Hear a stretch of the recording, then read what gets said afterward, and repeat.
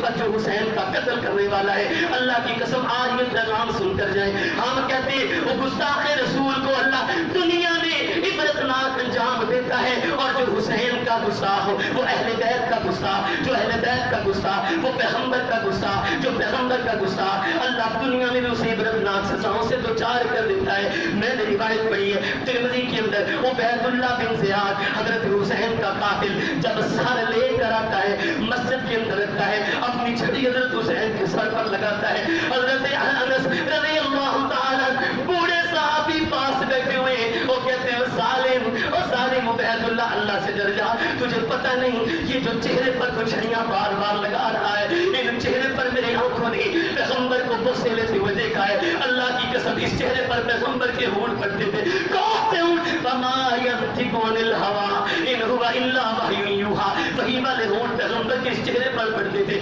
آج تو اس چہرے کی توہین کر رہا ہے، اللہ تجھے ذلیل کرے گا. ترمذی کی روایت کے مطابق میں نے پڑھا عبید اللہ بن زیاد کا جب جنازہ لایا گیا، اللہ کی قسم اس عبید اللہ بن زیاد کا سر لایا گیا، مسجد کے اندر سر پڑا ہوا ہے. رابعہ کی مسجد عراق کے اندر لوگ دیکھ رہے ہیں منظر، ایک سانپ آتا ہے عبید اللہ بن زیاد کے نتنوں میں داخل ہو جاتا ہے. لوگ کہتے ہیں قد جات قد جات قد جات، وہ آیا وہ آیا وہ آیا. لوگوں کی نظر سانپ پر پڑتی ہے، جیسے ہی سانپ پر پڑتی ہے سانپ دوڑ جاتا ہے. صحابہ کہتے ہیں ہم نے یہ منظر 3 دفعہ دیکھا. سانپ آتا تھا عبید اللہ بن زیاد کے نتنوں میں داخل ہو جایا کرتا تھا. علامہ عبد الرحمن مبارک پوری رحمہ اللہ فرماتے ہیں اللہ نے حضرت حسین بن علی کو، جو حضرت حسین بن علی کے قاتل ہیں، ان کو تکلیف دینے والے ہیں، ان کو پریشان کرنے والے، اللہ نے اس طرح کے لوگوں کو، جس طرح عبید اللہ بن زیاد ہے، اس جیسے لوگوں کو دنیا میں عبرتناک سزا سے دوچار کر دیا.